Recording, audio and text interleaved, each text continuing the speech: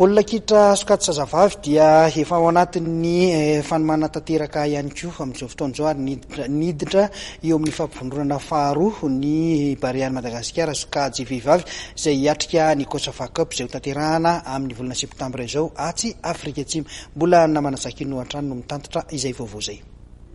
Taorian'ny fampivondronana voalohany nataony 20 Jolay ka hatramin'ny 5 Aogositra lasa teo tany Karion dia nanomboka ao omaly sabotsy 20 Aogositra indray.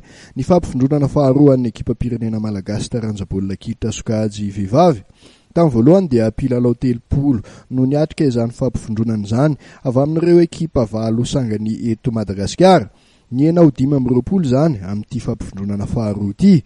Marihana fa mifanomanana ny fifaninanana COSAFA Cup 24 sokajy vehivavy atao atsy Afrika Atsimo ny 12 ka hatramin'ny 13 septambra ho avy izao moa no antony fanomanana ho an'ny ekipa pirenena malagasy. Ny fahaiza-manao ny mpilalao nandritra ny fiodinana voalohany sy faharoan'ny fiodinan'ny tompon-daka nasionaly sokajy diviziona elita ny volana Mesa Jolay lasa teo moa no nafahana ny tily azy ireo ka natafiditra azy ao anaty ekipa pirenena. Raha ny fahitana ireo fiodinana roa efa vita ireo dia efa hita miarondony baolina kitra vehivavy. Sikaritra fa efa miakatra ny avy teknikan'ny fifaninanana sy ny mpilalao tsirairay. Profon'izany ny isan'ny baolina tafiditra.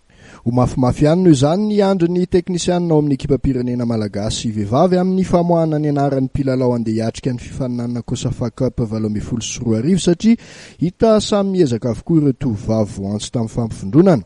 Ny faniriany rehetra dia ny mba azahoan'ny malagasy toerana tsara indray amin'ny fifaninanana atao atsy Afrika Atsimo io.